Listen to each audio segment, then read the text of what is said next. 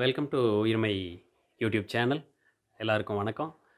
இன்னைக்கு நம்ம இந்த சேனலில் என்ன ப்ரெசென்ட் பண்ண போகிறோன்னா, கவிஞர் கண்ணதாசன், காலத்தை வென்ற கவிஞர் கண்ணதாசன் அப்படிங்கிற தலைப்பில் கண்ணதாசனை பற்றி ஒரு சின்ன டிஸ்கஷன் பண்ண போகிறோம்.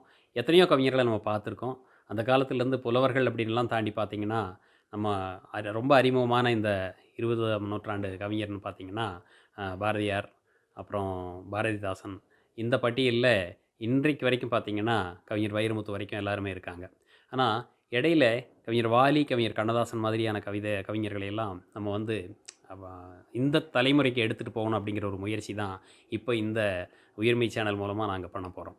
இதில் கவிஞர் கண்ணதாசன் அப்படிங்கிற அந்த ஒரு மாபெரும் கவிஞனுடைய திரைப்பட பாடல் வரிகள் அப்படின்னு பார்த்தோம்னா, இன்றைய காலகட்டத்தில் திரைப்பட பாடல் வரிகளை நம்ம அதிகமாக உள்வாங்கிறது இல்லை அப்படிங்கிறது தான் 100க்கு 100 உண்மை. இப்போது இசையை ரசிக்க ஆரம்பித்ததுக்கப்புறம் திரைப்பட பாடலினுடைய வரிகளுக்கு முக்கியத்துவம் குறைஞ்சிட்டு வர்றதா ஒரு கருத்து நிலவுது. ஆனால் கண்ணதாசன் காலத்தில் பார்த்திங்கன்னா, அவருடைய பாடல் வரிகளுக்காகவே பல படங்கள் ஓடிய காலம் உண்டு. அதில் 1961 வெளிவந்த படம் பாலும் பழமும். இந்த பாலும் பழமுங்கிற படம் வந்து மிகப்பெரிய வெற்றி பெற்றதற்குரிய காரணம் அதன் இயக்குனராக இருக்கலாம், அதில் நடித்த நடிகர் திலகம் சிவாஜி கணேசன் மற்றும் சரோஜி தேவி அம்மையாராக இருக்கலாம். இதையெல்லாம் தாண்டி பார்த்திங்கன்னா, அதில் வந்த அந்த இசையமைப்பாளர் MS விஸ்வநாதனுடைய இசையும் அதற்கு பாடல் வரிகளை எழுதிய கண்ணதாசன். கண்ணதாசன் அவர்களை பற்றி சொல்லும்போது கவிஞர் வாலி அழகாக சொல்லுவார், காட்டுக்குள் தேனீக்கள் கூட்டுக்குள் வைத்ததை தன் பாட்டுக்குள் வைத்த பாவலன் கண்ணதாசன் என்று. ஒரு விஷயத்தை நம்ம நல்லா ஞாபகம் வச்சுக்கணுங்க. ஒரு திரைப்பட பாடல் ஆசிரியரை இன்னொரு திரைப்பட பாடல் ஆசிரியர், சமகாலத்தில் உள்ள ஒரு ஆசிரியர் பாராட்டி பேசுவது என்பது மிகவும் மகிழ்ச்சிக்குரிய ஒரு விஷயம். அப்படி பார்த்திங்கன்னா, அந்த கவிஞர் வாலி வந்து கண்ணதாசனை பாராட்டும் போது சொல்கிறாரு, எத்தனையோ பாடலாசிரியர்களினுடைய பாடல்களுக்கு MS விஸ்வநாதனுடைய ஹார்மோனியம் சோறு போட்டது.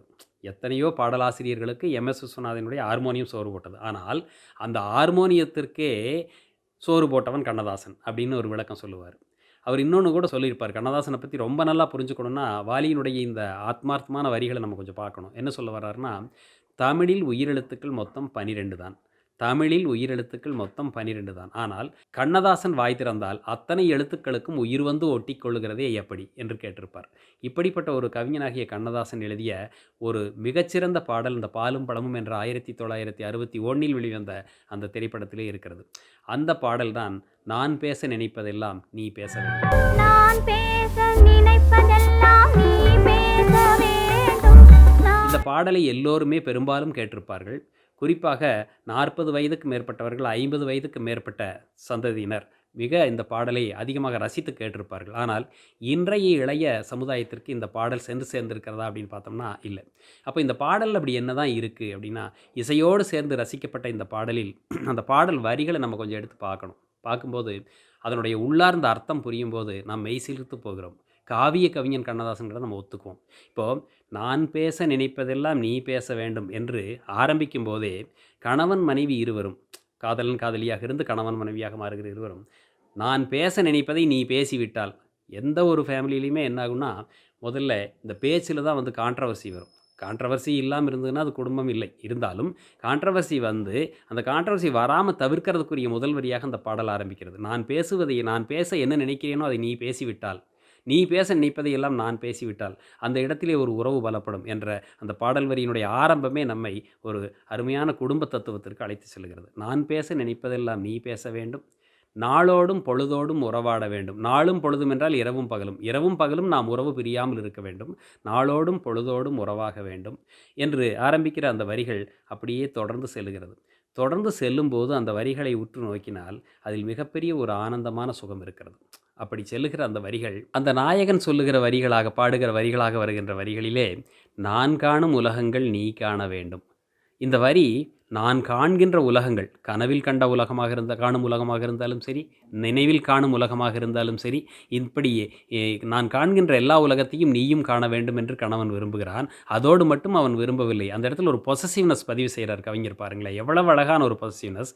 நான் காணும் உலகங்கள் நீ காண வேண்டும், நீ காணும் பொருள் யாவும் நானாக வேண்டும். பாருங்க, நீ பார்க்குறதுல எல்லாத்துலயும் உன் கண்ணுக்கு நான் மட்டும் தான் தெரியணும் அப்படிங்கிற ஒரு பொசசிவ்னெஸ்ஸ தன்னுடைய மனைவியிடம் அவன் பதிவு நீ செய்கிறான். காணும் பொருள் யாவும் நானாக வேண்டும், நானாக வேண்டும். இதை தாண்டி அந்த பெண், அதாவது அந்த திரைப்படத்தில் பார்த்தீங்கன்னா சரோஜாதேவி, அதில் வந்து உங்களுக்கு பி. சுசீலாவினுடைய குரலில் இந்த வரிகளை, கண்ணதாசன் வரிகளை கேட்கும்போது நாம் மெய்சிலிர்த்து போகிறோம். என்ன பாடுறாங்கன்னு பாருங்க. ரொம்ப அற்புதமான வரிகள். "பாலோடும் பழம் யாவும் உனக்காக வேண்டும். பாலோடு பழம் யாவும் உனக்காக வேண்டும்." பாலும் பழமும் வச்சு உனக்கு நான் கொடுக்கணும். நீ சாப்பிட்றதுக்கு கொடுக்கணும். நான் சாப்பிட வேண்டிய அவசியம் இல்லை. என்ன காரணம்னா, "பாலோடு பழம் யாவும் உனக்காக வேண்டும்.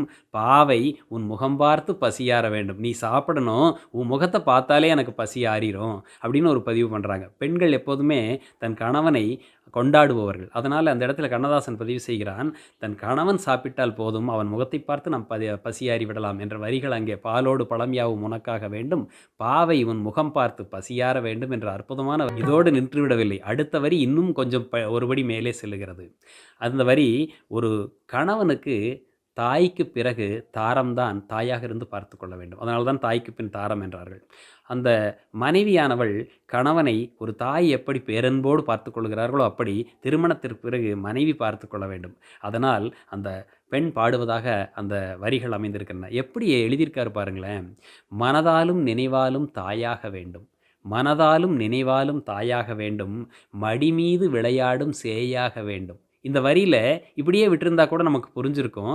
இடையில இன்னொரு சின்ன சின்ன வார்த்தையை போடுறாரு பாருங்களேன். "மனதாலும் நினைவாலும் தாயாக வேண்டும், அது நானாக வேண்டும்." அந்த பெண் சொல்றா, "நான் தான் உனக்கு தாயாக இருக்க வேண்டும். மடிமீது விளையாடும் சேயாக வேண்டும், அது நீயாக வேண்டும்." என்ன ஒரு அற்புதமான பதிவு பாருங்க. மனதாலும் நினைவாலும் உனக்கு தாயா நான் இருக்கும்போது, என் மடி மீது விளையாடுகிற சேயாக நீ இருக்க வேண்டும் அப்படின்னு ஒரு பொருள் வருது. அப்படி நாம் இருவரும் சேர்ந்திருக்கும்போது, நமக்கு வருகிற குழந்தை உன்னைப் போல என் மடி மீது வந்து விளையாடுகிற ஒரு சிறு குழந்தையாக மாறி இருக்க வேண்டும் என்று அற்புதமான பதிவு. மனதாலும் நினைவாலும் தாயாக வேண்டும், நானாக வேண்டும். மடி மீதில் விளையாடும் சேயாக வேண்டும், நீயாக வேண்டும்.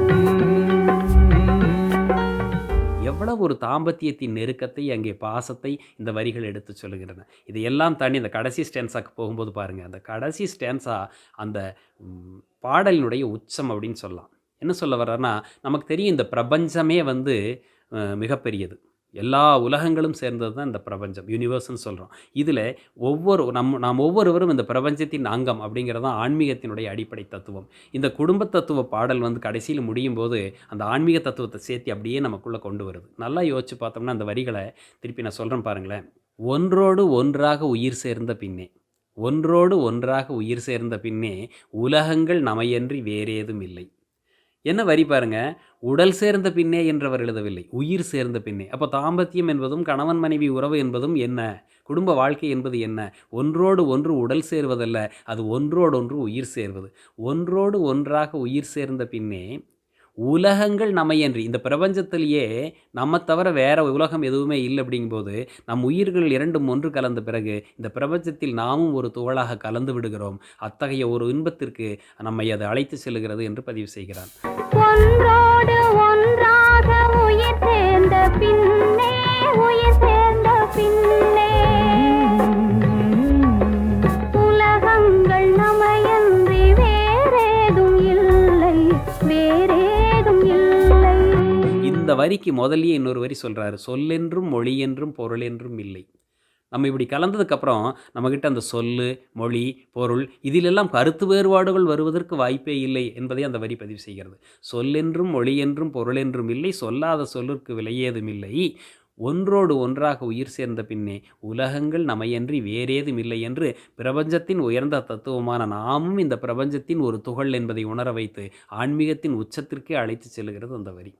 அதனை சாராம்சம் பொருந்திய கருத்துக்கள் பொதிந்திருக்கிறது என்பதை நாம் ஆழ்ந்து பார்க்கும்போது கண்ணதாசன் நம் மனதிலே மிகவும் உயர்ந்து நிற்கிறான். அவன் மிகப்பெரிய ஞானியாக நம் கண்ணுக்கு தெரிகிறான். இந்த பாடல் நான் பேச நினைப்பதெல்லாம் என்று நீங்கள் தேடினால் உங்களுக்கு இந்த இணையவெளியில் இந்த பாடல் முழுவதும் கிடைக்கும். இந்த பாடலின் வரிகளை ஆழ்ந்து ரசித்து கண்களை மூடி அந்த இசையோடு நீங்கள் கேட்டு பாருங்கள். இந்த பாடல் உங்களை மனதை வருடிச் செல்லும். இந்த பாடலின் அற்புதத்தை நீங்கள் உணர்ந்து கொள்ளலாம். கண்ணதாசன் ஒரு மாபெரும் கவிஞன் என்பதை நீங்கள் உணரலாம். நன்றி.